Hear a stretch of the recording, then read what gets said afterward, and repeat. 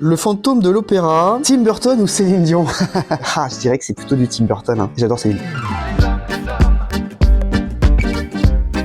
Le fantôme de l'opéra, pop culture ou patrimoine sacré? Ah ouais. Le fantôme de l'opéra a été monté en musical par des Américains et des Anglais. Là, on le remonte en France par des Français. Oui, on essaie de ramener à la maison une histoire qui vient de la maison. Fidèle au roman ou libre adaptation? Benoît Solès est parti du roman. On retrouve quand même beaucoup des personnages qui ont été écrits par Gaston Leroux. Mais il y a quelques petites subtilités qui font qu'on va plutôt aller sur une adaptation que fidèle totalement au roman 100%. Le fantôme de l'opéra, choc visuel ou tarte émotionnelle? Alors moi, je dirais que c'est un choc émotionnel et une tarte visuelle. Je vais entourer les deux, hop. En fait, l'émotion, elle viendra des parties intimistes où on va être très connecté à ce qui se raconte et aux artistes. Et le visuel, bah, évidemment, ça va être quelques numéros qui vont être un peu effet waouh, donc un petit peu plus rock'n'roll, on va dire. Donc voilà, pour moi, c'est les deux. Le fantôme de l'opéra, poétique ou cinématographique? Poétique, c'est sûr. Mais je vais faire ça. Je vais entourer l'ensemble parce que c'est à la fois de la poésie et en même temps, moi, j'ai envie de traiter justement comme si on était un peu dans un film, la scénographie, plonger le spectateur complètement dans l'histoire. Le fantôme de l'opéra, épuré ou exubérant? Moi, je dirais que ce sera plutôt épuré. Donc, il y a des personnages qui vont être quand même assez forts en caractère et en couleur à l'intérieur d'une scénographie et d'une mise en scène plutôt